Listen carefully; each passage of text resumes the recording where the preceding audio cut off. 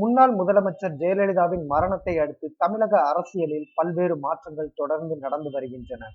அனைத்திந்திய அண்ணா திராவிட முன்னேற்ற கழகத்தில் இருந்து ஒரு காலத்தில் வெளியேற்றப்பட்ட குடும்பத்தினரால் மீண்டும் அந்த கட்சி கைப்பற்றப்பட்டது குறிப்பிடத்தக்கது.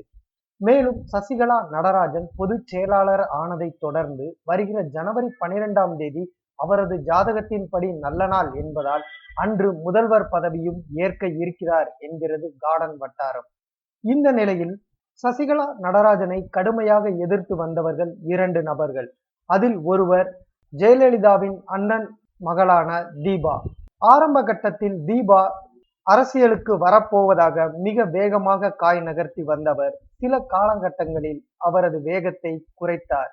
அனைத்திந்திய அண்ணா திராவிட முன்னேற்ற கழகத்தின் பொதுக்குழு நடைபெற்ற போது பல்வேறு இடங்களில் அதிமுக தொண்டர்கள் எதிர்ப்பலை வீசி வந்த போது ஜெயலலிதாவின் அண்ணன் மகள் மட்டும் வீட்டை விட்டே வெளியே வரவில்லை. பொதுக்குழு முடிந்த பிறகு ஒரு அறிக்கையை அவர் தரப்பில் வெளியிட்டார்.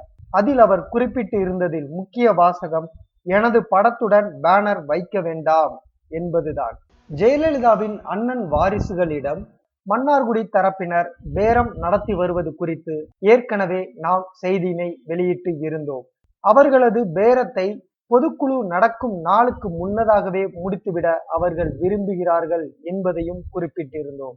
அதேபோல் ஜெயலலிதாவின் அண்ணன் மகளிடம் மிகப்பெரிய தொகை ஒன்று கொடுத்து பெசன்ட் நகர் பங்களாவில் வைத்து செட்டில்மெண்ட்.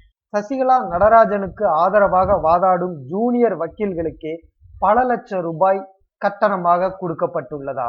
தமிழகத்தில் எந்த திசையில் எங்கு வழக்கு பதிவு செய்யப்பட்டாலும் அதை எதிர்கொள்வதற்காக வழக்கறிஞர் குமார் தலைமையில் மிகப்பெரிய படையை தயார் செய்து விட்டது.